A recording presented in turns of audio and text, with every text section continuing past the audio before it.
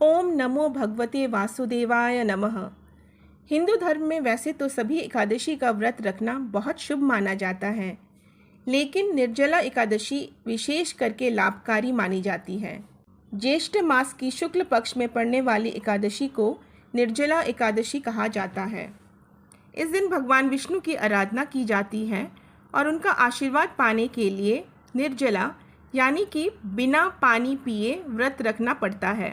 धार्मिक मान्यता के अनुसार यदि किसी साधक ने साल भर कोई भी व्रत नहीं रखा है और वह निर्जला एकादशी का व्रत रख लेता है तो उसे अन्य सभी व्रत का फल प्राप्त हो जाता है। कोई भी एकादशी की पूजा तभी पूर्ण मानी जाती है जब इसमें कथा का पाठ या श्रवण किया जाए। इसलिए इस पवित्र दिन पर कथा पढ़ना या सुनना अत्यावश्यक है। आइए जानते हैं निर्जला एकादशी व्रत की पौराणिक कथा। पौराणिक कथाओं के अनुसार महाभारत के संदर्भ में निर्जला एकादशी की कथा मिलती है, जो कुछ इस प्रकार है।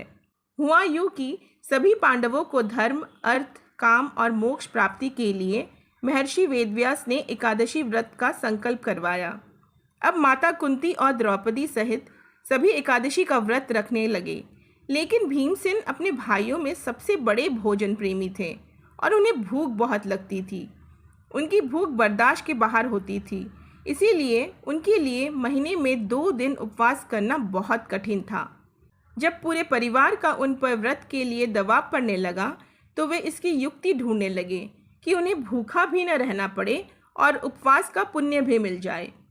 इस विपत्ति के समाधान के लिए भीमसेन महर्षि वेदव्यास के पास गए और अपनी कठिनाई बताई कि उनके सभी भाई भगवान विष्णु को समर्पित एकादशी व्रत करते हैं, लेकिन उनके लिए हर महीने 2 बार यह व्रत करना अत्यंत कठिन है।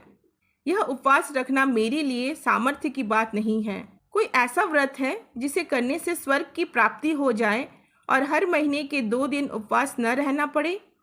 व्यास जी ने भीमसेन का मनोबल बढ़ाते हुए कहा, हाँ कुंती नंदन, धर्म की यही तो विशेषता है कि वह सबको धारण करता है। सबके योग्य साधन, व्रत नियमों की बड़ी सहज और लचीली व्यवस्था भी उपलब्ध कराता है। अतः आप ज्येष्ठ मास की शुक्ल पक्ष की निर्जला नाम की एक ही एकादशी का व्रत करो और आपको वर्ष की समस्त एकादशी का फल प्राप्त होगा। स्नान आचमन को छोड़कर पानी का ग्रहण नहीं करना। आहार लेने से व्रत खंडित हो जाता है, इसलिए आप आहार भी मत खाना। व्रत का पारण अगले दिन सूर्योदय के बाद ही होगा। द्वादशी के दिन सूर्योदय से पहले ही उठकर स्नान पूजा आदि करके भूखे ब्राह्मणों को भोजन कराना चाहिए। इसके बाद स्वयं भोजन करना चाहिए। इससे आपके पूर्व जन्म में किए गए एकादशियों के दिन खाए जाने वाले अन्न के कारण मिलने वाला पाप भी नष्ट हो जाएगा। हे भीमसेन, स्वयं भगवान ने मुझसे कहा था कि इस एकादशी का पुण्य सभी तीर्थों और दान के बराबर है। एक दिन निर्जला रहने से मनुष्य पापों से मुक्त हो जाता है। जो मनुष्य निर्जला एकादशी का व्रत करते हैं उन्हें मृत्यु के समय भयंकर यमदूत नहीं दिखाई देते, बल्कि भगवान श्रीहरि के दूत स्वर्ग से आकर उन्हें पुष्पक विमान पर बैठाकर स्वर्ग में ले जाते हैं। संसार में सबसे उत्तम निर्जला एकादशी का व्रत है। अतः यत्नपूर्वक इस एकादशी का निर्जल व्रत करना चाहिए। महर्षि वेदव्यास के कहने पर भीम ने न केवल व्रत का संकल्प किया बल्कि बिना खाए व्रत भी किया। अगले दिन सूर्योदय होने पर भीम का शरीर कमजोर पड़ने लगा। व्रत में भोजन न करने और जल ग्रहण न करने से भीम मूर्छित हो गए थे। इसके बाद पांडवों ने भीम को तुलसी, गंगाजल और पंचामृत मिलाकर उसमें ऊर्जा भरने का काम किया।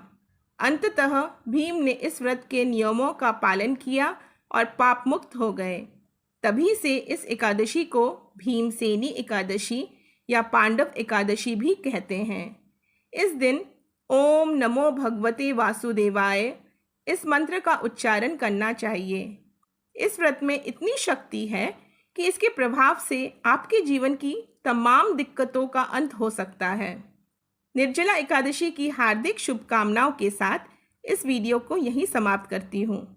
फिर मिलेंगे एक नए वीडियो के साथ। धन्यवाद।